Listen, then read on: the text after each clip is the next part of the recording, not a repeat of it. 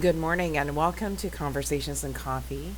Here this beautiful Earth Day, April 22nd. And what a beautiful day to be alive. We hope that as you wake up this morning and you have your coffee or tea, that you just take a moment to stop and recognize the beautiful planet that we are living on. So, again, I want to welcome you, and here we will be discussing things that are happening in the Norfolk Ocean View area and things that are of concern to women in our area and beyond.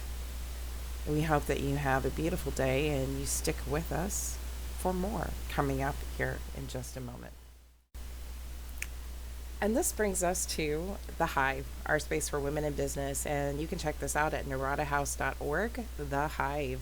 And we really encourage you to go there because every Wednesday we have new articles about women in business in the area, especially here in the Ocean View, Norfolk, Virginia area.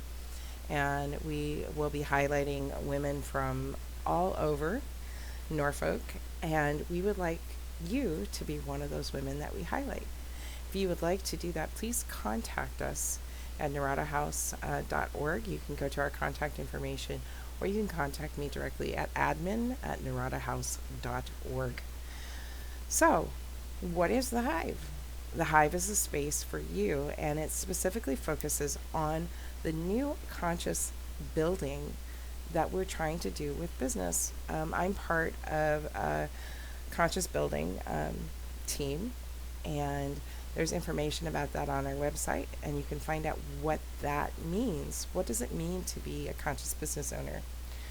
Well, I've been part of humanity's conscious building pledge for a long time, since we did the Inamaka project, and it means doing business from the heart, from that very feminine space of the heart.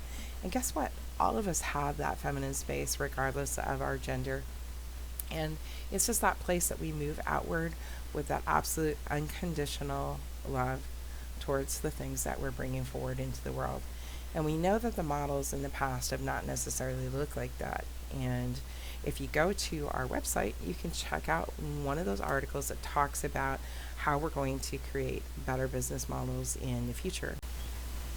Also, coming up in the Hive this week, we'll be doing a little bit of focus in on our schooling work that we do with naradahouse.org. I think it's time to go ahead and start focusing on some of that as well. This is something that has meant something to me for the majority of my life. And being able to do naradahouse.org was a culmination of vision for a very, very long time. I've known that our current systems of models of education are not necessarily uplifting for anyone involved in them. That goes from teachers to administrators to children. And so this is a little way to be able to put some of my pieces of education out that have meant something to me for a very long time. So I hope you will check those out. I hope you will check out our curriculum that's involved.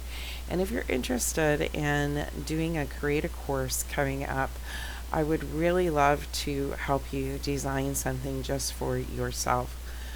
One of the things that we have been living in is a very structured format, and it's getting more and more structured as we go along. Very highly motivated into test taking and producing data versus actual journey-based education. And I'm all about the journey-based education. Every day is an opportunity to step into a world of experience, a world to learn about, and a world to admire and appreciate, especially during Earth Day, and especially during Earth Day week. We need to start understanding that being here on the planet is a joy and not a prison sentence. And I'm afraid sometimes with the models that we have out there that this is where we tend to be headed. Very constricted, a very narrow viewpoint of where we're trying to move our children forward in ourselves. As a Montessorian, we're all about following the child or following the student. And I'm working very hard at trying to design coursework that takes the learner into that experiential and following role not just for children, but for adults. I think adults have a lot to benefit from a Montessori based experience for education or a nature based experience for education. I tend to mix a lot of the best of things that I have seen over my lifetime. Montessori, Project Learning Tree, Waldorf, Reggio Emilia, things that really focus in on finding out what's at the heart of the student and how they are in relationship to themselves, to their community, to their families, and to the world around them. And so we hope that you check that out and you check out some poetry that's available in neuronahouse.org. That you will check out our tall tales for short and tall folks and all folks in between, which is a little fun thing that we're doing as well besides conversations and coffee. And you can write in and give us story prompts and we turn them into stories. And I'm very much into creative writing. And we've already got some coming in from our viewers, and I look forward to getting those together. Our next installment is coming out this Monday, fingers crossed. I have been sick, so we will see where we go with that. So without further ado, let's go ahead and get into the aspects of what we're going to be talking about today, and that is her story, the absolute her story, and that is the Mother Earth story.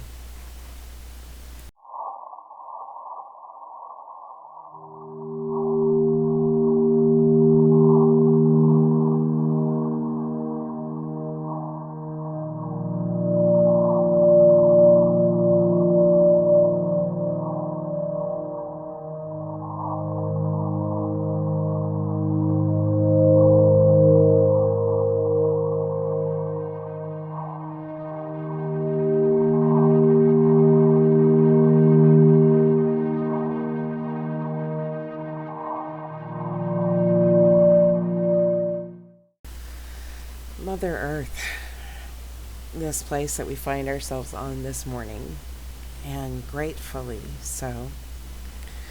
They say that she is at least 4.54 billion years old. Now, there is an estimate that this could be off by about 50 million years or so. But as we can see, she is definitely a grandmother. Um, In Lakota culture, we would call her Ina Maka or Unchi Maka. Ina Maka meaning Mother Earth, and this was the name of our project work that we did not that long ago, and it is something near and dear to my heart. But truly, we could say that she has left that young stage of her existence and is moving into her full grandmother stage, this beautiful, beautiful Unchi Maka or grandmother Earth. I'd like you to think about that, just how long she's been here. One of the things that we would always do in Montessori is we would do the timeline of life, and we would do the history of the cosmos and our place in it.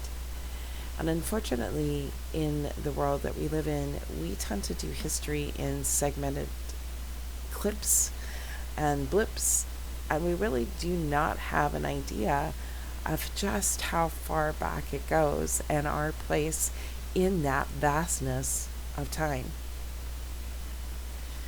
So, I would like you to imagine for just a moment about 300 meters of blackness, 300 meters of black cloth. That would represent the entirety of time before us. And we would represent a tiny little red bead on the end of that black cloth. And this is something I would do with my students every year. We would take out this big long line of black thread and we would walk it out into the field so they can actually understand the immensity of time.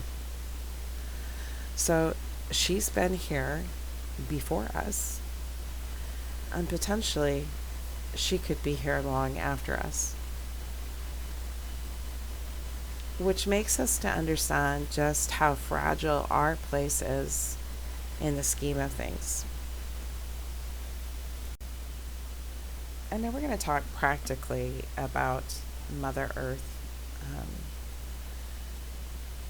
we know her age, but we may not understand just how transitory she is. All the different changes that she's had, all the different life cycles and renewal points. Whether we're here for that ride is going to be up to us. I really do believe that, and how we treat her. There's a belief system that when we walk on the earth, we need to do it gently. And when we walk gently on the earth, we honor her. So I would encourage you, when you go out today and you're having fun and you're playing in the sun or walking on the earth, you just think about your footsteps touching her and what that might mean to you, what that might mean to her. Look at her a little differently. Today we were supposed to meet for Red Tent to gather together and do some cleanup. I may be able to do that. I am still very sick, and this is something that I've had to learn my limits. We have limits on this planet, and our health reminds us just how fragile sometimes those limits are. But there are ways that you can practically get out there and do that. Get out and make a change, make a shift on your planet.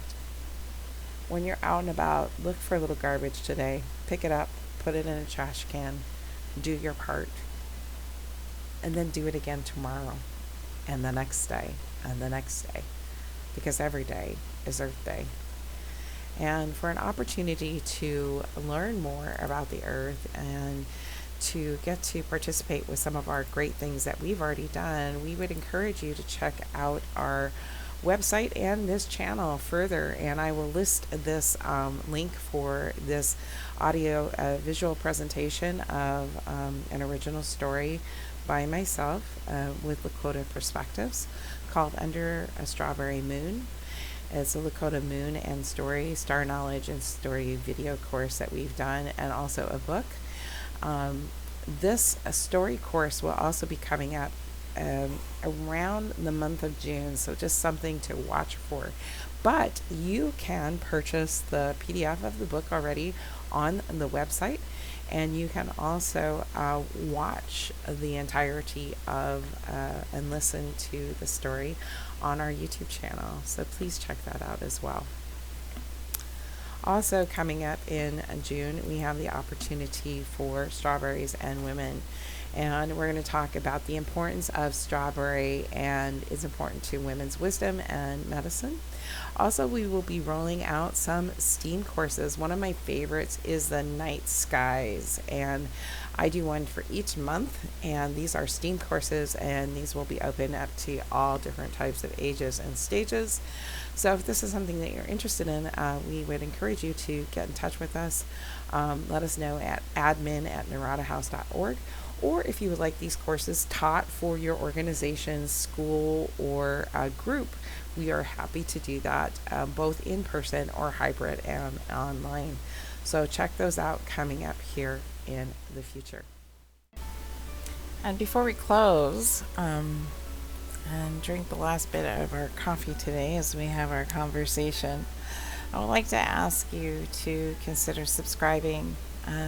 Your subscriptions will help us to build a larger impact across our community, as well as to bolster the potentiality to help us to become fully solvent, to be able to continue to meet the needs of women within our community by helping them out with scholarships, by helping to pay for writing of the curriculum.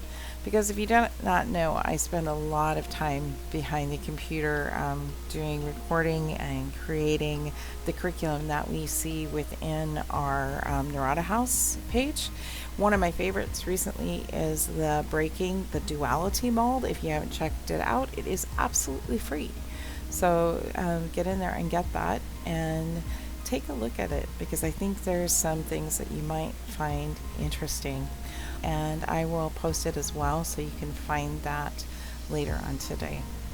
Look forward to seeing you again. It was lovely to spend time with you this morning. Be kind to each other, be uplifting to each other, and remember everybody's path is their own. So check us out for more information at neuratahouse.org and neuratahouse.org/women's studies. Find all the things that you will need for your family and yourself, and we will see you again next week.